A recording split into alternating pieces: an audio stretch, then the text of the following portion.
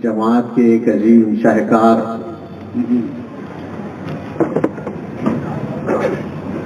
سید رضوان صاحب رفاعی مدد اللہ العالی خطاب فرما رہے تھے. واقعی یہ وہ گھرانہ ہے جو مسلک اعلیٰ حضرت کا صحیح ترجمان ہے.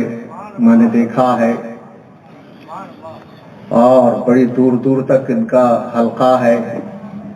ان کے جاننے ماننے والے ہیں اور یہ وہ بزرگ کی اولاد ہیں.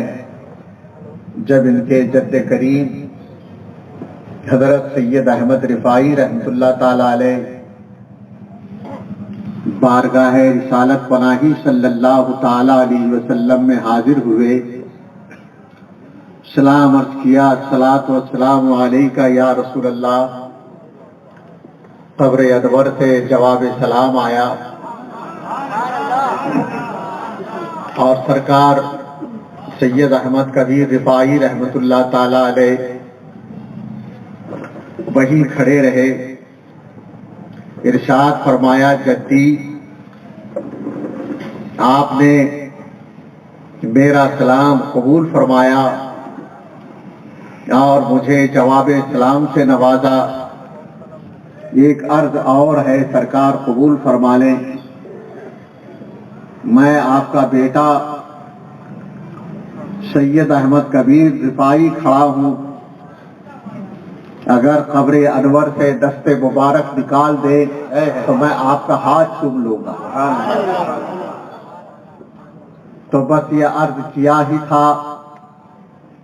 سرکار پاک صلی اللہ تعالی علیہ وسلم کے قبر انور سے نورانی چمکیلا خوبصورت حسین و جمیل، جس کے حسن و جمال پر چاند و تارے قربان،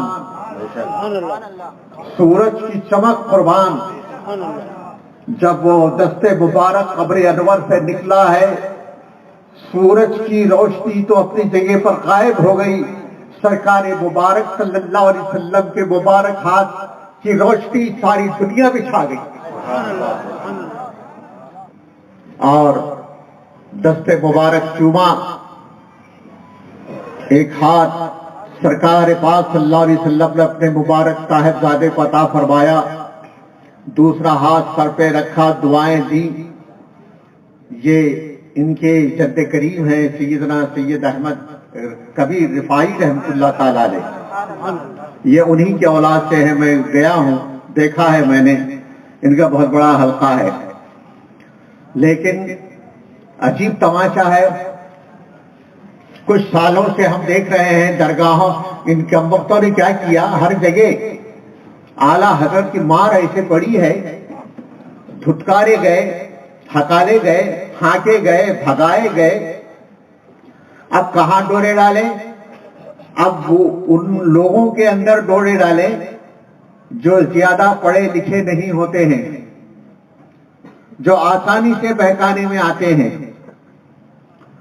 اور ان کے پاس جا کر یہ ڈورے ڈالنے لگے. کہاں وہ زیادہ ملیں گے؟ درگاہوں کے نام پر مجاوروں نے کمائی کے دھندے شروع کر دیے اور ان مجاوروں پر شیعوں نے ڈورے ڈالنا شروع کر دیے. اب وہ جہاں جہاں بھی مجاور لوگ ملیں گے زیادہ تر، وہاں پر شیعوں کا غلبہ نظر آئے گا.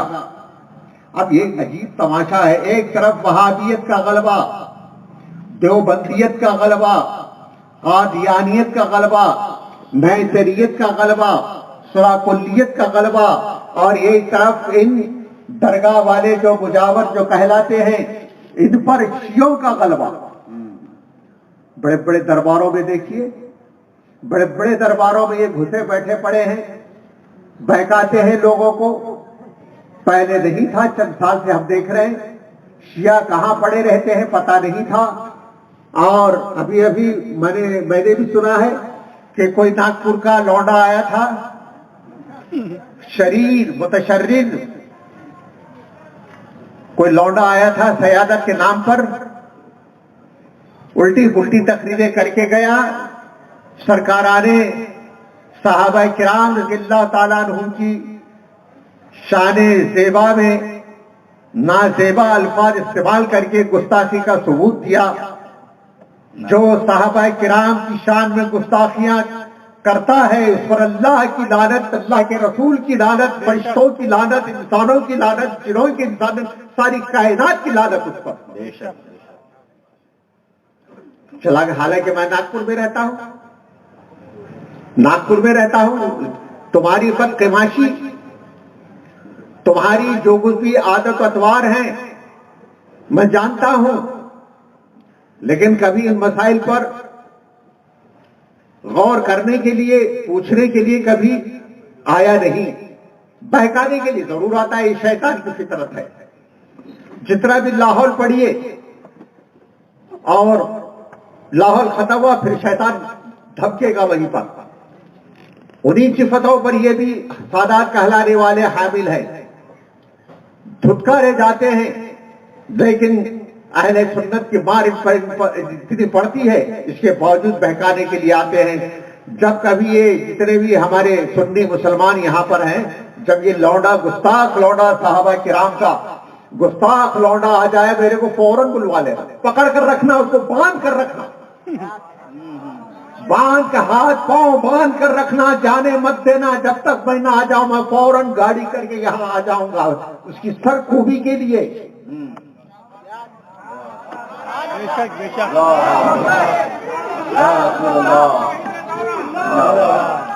معمولی بات ہے. صحابہ کرام کے لیے فرمایا گیا کلہم غدول، تم تفریق بچاتے ہو، سیدنا امیر معاویہ کی بارگاہ میں گستاخیاں کرتے ہو، دیگر صحابہ کرام کی بارگاہوں میں گستاخیاں کرتے ہو. کون برداشت کرے گا اس کو کون برداشت کرے گا؟ کوئی برداشت نہیں کرے گا. جاہل لونڈے، تم تو کیا، تمہارے بڑے بڑے ہاتھی جیسے سونڈ رکھنے والے، کچھوچا مقدسہ کے نام پر کمانے والے جو تھے آج پتہ نہیں کہاں پڑے ہیں، لیکن بحمدہ تبارک و تعالی سید محمد حسینی کے ایک للکار پر آنے کی ہمت نہیں ہے.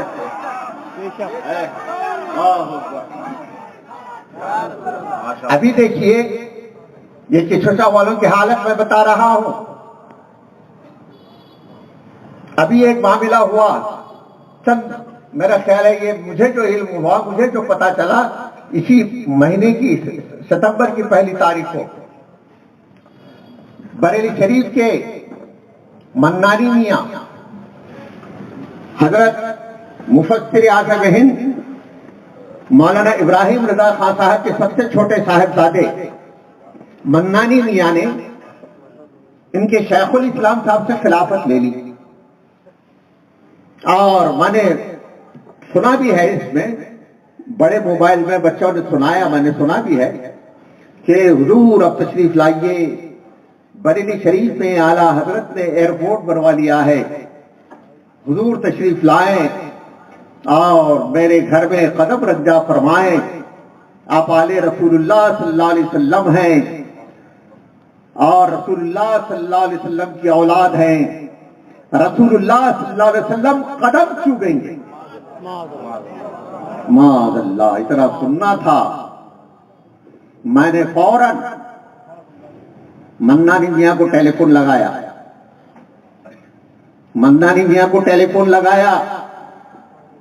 میں نے کہا اب کیا ضرورت پڑی تھی اپنے روحانی مرکز بارہ شریف کو چھوڑ کر اور دوسری جگہوں پر جانے کی کیا ضرورت پڑی تھی؟ اور آپ نے خلافت لے لی، کون سا جملہ استعمال کیا اور فوراً وہ متربع ہو گئے. ایسا لگتا ہے کہ ان کے اوپر کوئی وحشت طاری ہو گئی. میں نے کہا آپ نے یہ جملہ ارشاد فرمایا یا نہیں؟ آپ نے یہ جملہ کہا ہے کہ نہیں؟ اس وقت چپ رہے، کچھ بولے نہیں. میں نے کہا سن لیجئے، آپ نے کفر بقا ہے، آپ کے اوپر توبہ لازم ہے. ابھی منانی میاں سے میں بات کر رہا ہوں. آپ کے اوپر توبہ لازم ہے. جب تک آپ توبہ نہیں کریں گے تمام مسلمانان ہند اور دیگر اطراف کے مسلمانوں سے میں گزارش کروں گا ان کا بائیکاٹ کریں، ان کا ہاتھ چومے نہیں، ان کی تعظیم بجا نہیں لائے، اور یہ ابھی قطعی قابل احترام نہیں ہے۔ رسول اللہ صلی اللہ تعالی علیہ وسلم کے کھلے بندوں توہین کی ہے۔ میں نے اعلان کر دیا، لیکن ماننا پڑے گا بریلی بریلی ہوتا ہے۔ پہلی تاریخ کا یہ واقعہ ہو گیا، دوسری تاریخ گزر گئی، تیسری تاریخ کو مجھے فجر کی نماز کے بعد ہی منانی میاں کا ٹیلی فون آتا ہے۔ براہ راست میرے نام تو نہیں آیا، ہمارے ایک بچے فخر الدین کے نام پر ٹیلی فون آتا ہے، فخرو بھائی فروٹ پرچن کے نام پر، اور انہوں نے اقرار کیا کہ ہاں میرے منہ سے یہ جملہ نکلا تھا، ہاں میرے منہ سے یہ جملہ نکلا تھا۔ کون برداشت کرے گا اس کو؟ کوئی معمولی مسلمان بھی اس کو بول نہیں سکتا۔ میں یہ جملہ اقرار کر رہا ہے، میں بول چکا ہوں یہ جملہ میں کہہ چکا ہوں، میرے منہ سے نکل چکا ہے، اور فوراً کہتے ہیں کہ میں اس سے رجوع کرتا ہوں، توبہ کرتا ہوں، استغفر اللہ پڑھتا ہوں، لا الہ الا اللہ محمد رسول اللہ پڑھتا ہوں، کلمہ پڑھتا ہوں، اور فوراً جو ہے نا انہوں نے توبہ کر لیا۔ پھر میں نے ان کو دعائیں دی، آپ نے بریلی کی لاج رکھی، آپ نے بریلی کی لاج رکھ لی۔ تو اس کے بعد منانی میاں فرماتے ہیں میری لاج آپ نے رکھ لی، سبحان اللہ سبحان اللہ، میری لاج آپ نے رکھ لی۔ اور کہتے ہیں منانی میاں غلطی سے اور نادانستگی کے طور پر میرے منہ سے یہ جملے نکلے تھے اور میرا نام لیا۔ کہتے ہیں کہ انہوں نے مجھے متنبہ کرایا، میں نے فوراً توبہ کر لیا۔ بار بار ریپیٹیشن کیا ہے، ریپیٹیشن کئی بار چلایا ہے، اس کو کئی بار چلایا ہے، میں نے فوراً توبہ کر لیا۔ حق کس کو کہتے ہیں؟ حق واہ بریلی کی حکومتوں کو سلام۔ اب آئیے ادھر صاحب، جس کا نام لے کر پیٹ بھرنے میرے کو ایک، جس زمانے میں عبید اللہ خان راہ راست پر تھا، بعد میں بہک گیا، جس زمانے میں عبید اللہ خان راہ راست پر تھا اور بریلی کے گن گاتا تھا، اعلیٰ حضرت کے نام پر فدا ہونے کی قسمیں کھاتا تھا، کلکتے کی تقریر ہے اس زمانے میں، پہلے وہ چلتی تھی، کیا بولتے کیسٹ چلتی تھی، کیسٹ کبھی بھی ہوگی میرے گھر میں ہے، دیکھیں گے اس کو ملے گی، تو کیسٹ میں کلکتے کی تقریر میں کہتے ہیں، وہ کہتا ہے عبید اللہ، اے کچھوچا کے گنڈو،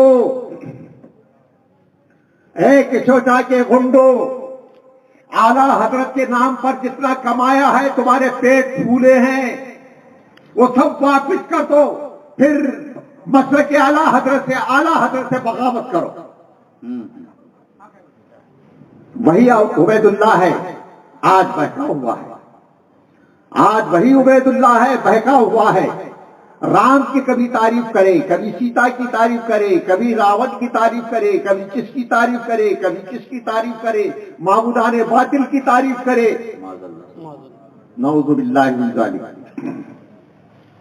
اچھا صاحب، اب شیخ صاحب کا حال دیکھیے، اب شیخ صاحب کا حال دیکھیے صاحب، جس کو آپ لوگ شیخ الاسلام کہتے ہیں۔ دیکھیے، دو آدمی ہیں، ایک بات کرنے والا اور دوسرا سننے والا۔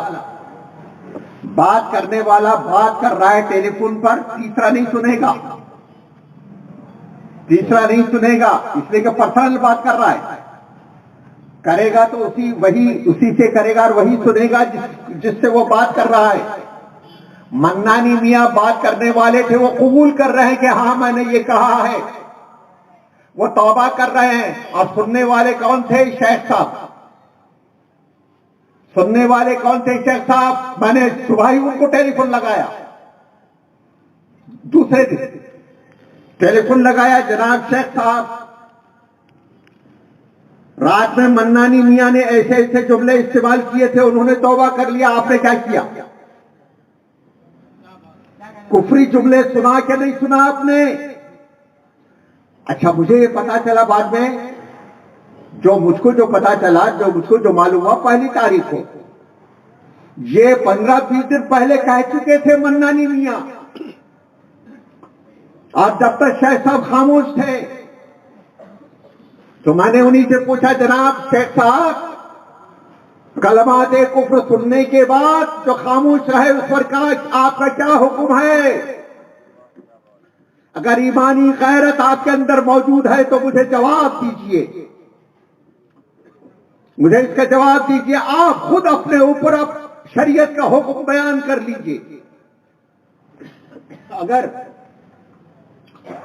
یہی بات دوسرا کوئی آدمی کہا ہوتا یا منانی میاں نے ہی کہا ہے سمجھ لیجئے، اور آپ کے بجائے کوئی دوسرا آدمی سنا ہوتا اور کلمات کفر سننے کے بعد وہ خاموش رہتا ہے اتنے دن تک، تو آپ کا کیا حکم ہوتا؟ فوراً بیان کر دیجئے، ورنہ یاد رکھیے 10 دن کا انتظار کر رہا ہے اس پہ، حالانکہ دن کا انتظار نہیں کرنا ہے۔ مجھے یہ آپ کہہ سکتے ہیں میں نے توبہ کر لیا، جب توبہ آپ نے کر لیا تو توبہ کا اظہار کیجئے، اس کے لیے میں آپ کو وقت دیتا ہوں 10 دن کا، 10 دن کا میں آپ کو وقت دیتا ہوں، اور 10 دن گزرنے کے بعد میں نے 11 تاریخ کو شرعی حکم مدنی میاں پر سنا دیا۔ اگر مدنی میاں نے واقعی ان کے اندر دمخم ہے، ایمانی غیرت موجود ہے، جواب دے مجھے، میں زندہ ہوں۔ کیا آپ نے توبہ کیا تھا؟ اور میں نے اعلان کیا جب تک مدنی میاں توبہ نہیں کرتے ہیں ان کی تقریر سننا حرام، ان سے بیعت ہونا حرام، اور جنہوں نے بیعت کی ہے ان کی بیعت خود بخود ٹوٹ گئی، ان سے علیحدہ ہو جائیں، اور بعد وفات ان کی نماز جنازہ پڑھنا حرام۔ اگر یہ بات غلط ہے مجھ پر آپ حکم لگائیے،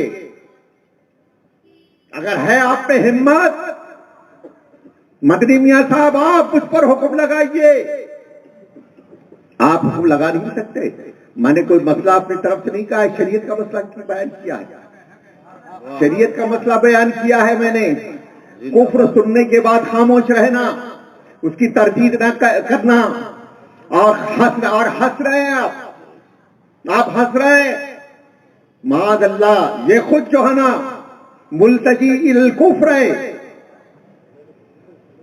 توبہ کیجئے، آج تک بندے نے توبہ نہیں کیا۔ میں پھر آج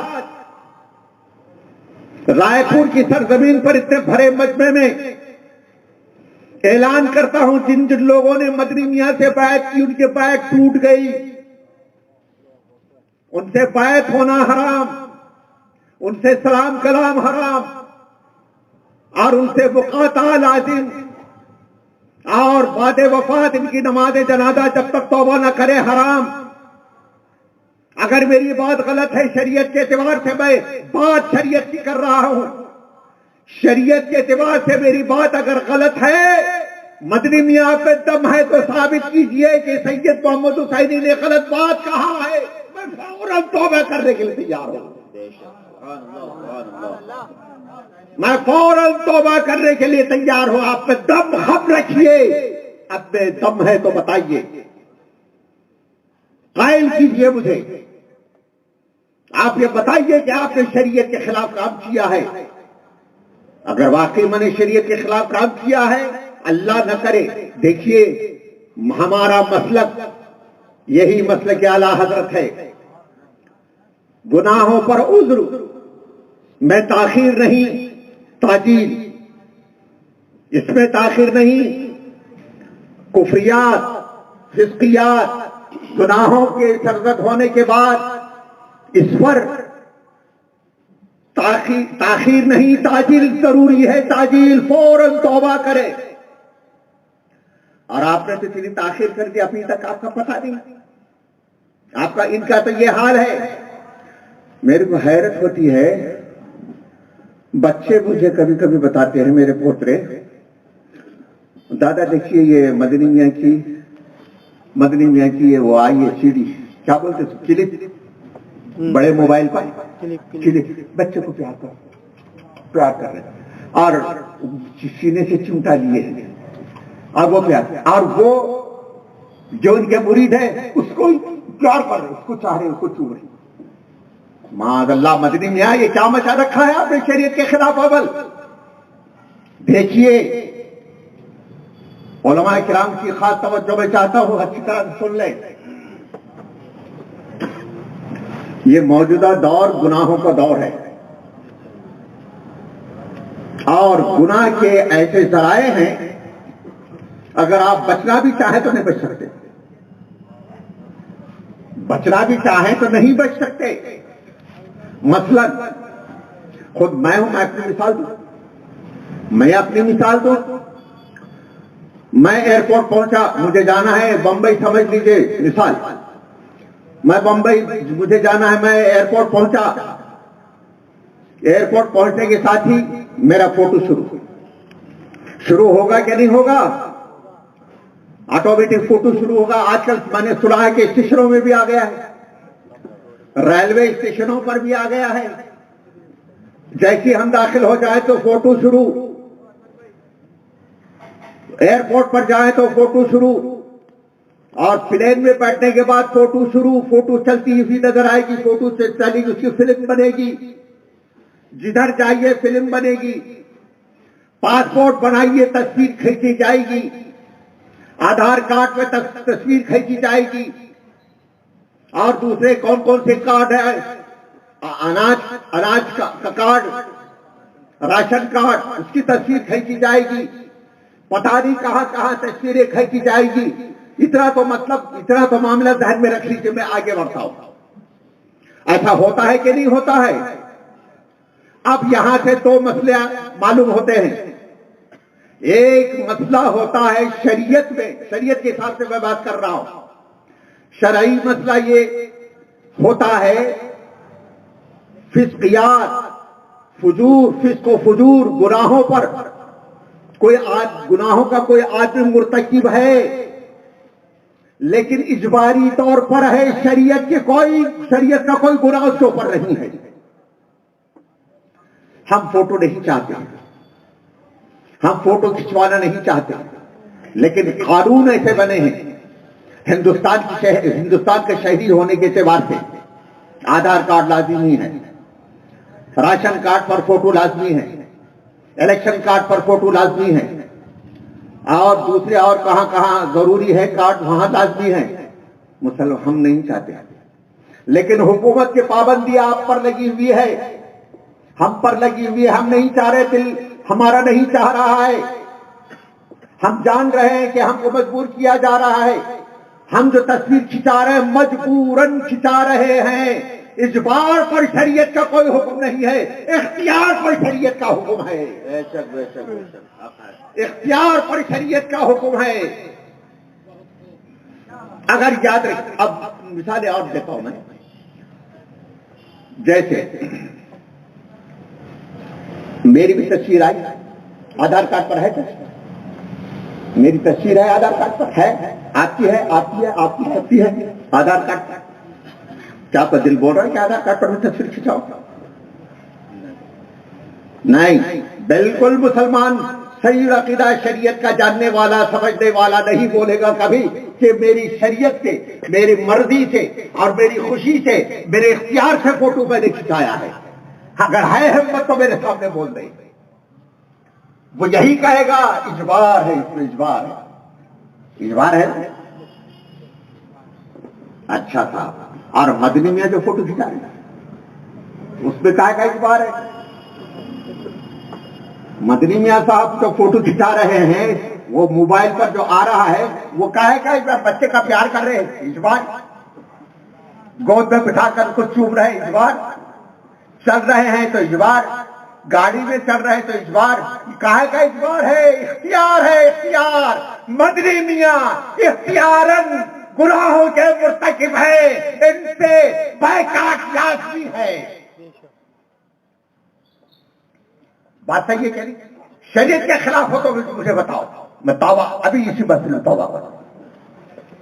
ایسا نہیں ہوتا تھا. اختیار پر شریعت کا مواخذہ ہے، اجبار پر نہیں ہے. اچھی طرح سے سن لیں، بالخصوص علماء سن لیں. علماء اگر سمجھ گئے قوم کو سمجھا دیں گے. حضرت ان کو عوام کے سامنے لا سکتے ہیں کیا؟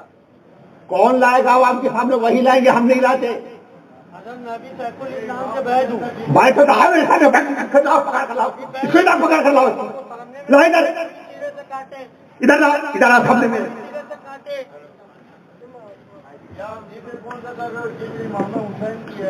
آپ کو جس کا ہے اس کا کرو نا. آپ نہیں کرنا ہے، ہم کو آپ کے سب کو ایک کرنا ہے. ایک نہیں کرتا. گناہوں پر گناہ اور غیر گناہ میں ایک ہے تھے. بدنی میاں گناہ گار ہے، گناہ ہے. بیٹھو آرام. بڑھیا بڑھیا بڑھیا بھیا. معافی چاہوں گا. بدنی میاں فوٹو کھچانے کے نہیں، کیوں نہیں بولتا؟ اختیارن گناہ کر رہے تھے نہیں کیا اجبارن گناہ کر رہے ہیں؟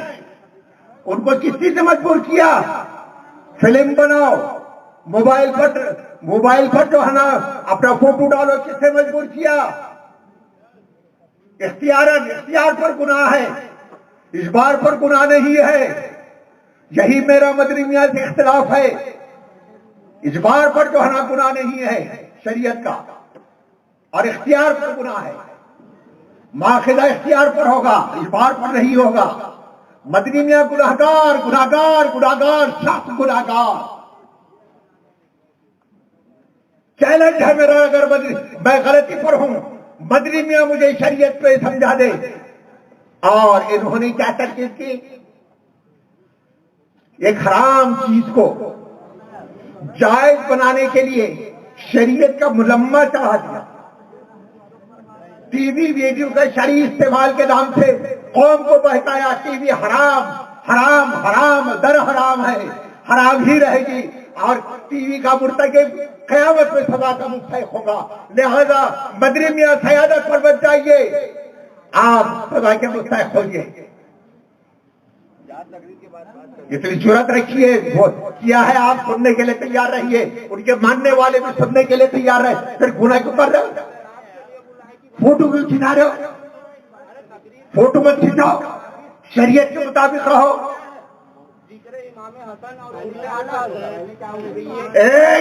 خبردار بیٹھ جاؤ، سب بیٹھ جاؤ. بیٹھ کے بات کرنا بھیا. چلو بیٹھ جاؤ یہاں پر. بہر صورت علماء کرام خاص طور پر سننے اختیاری احکام پر شریعت کا مواخذہ ہے، اجباری احکام پر نہیں ہے. مدنی میاں اجباری احکام پر عمل نہیں کر رہے، اختیاری احکام پر. لہذا ان کے اوپر مواخذہ ہوگا انشاءاللہ. اس پر پھر تفصیل بیان ہوگی. وما علینا الا البلاغ. کھڑے ہو کر صلاۃ الفاتحہ پڑھ لیجیے.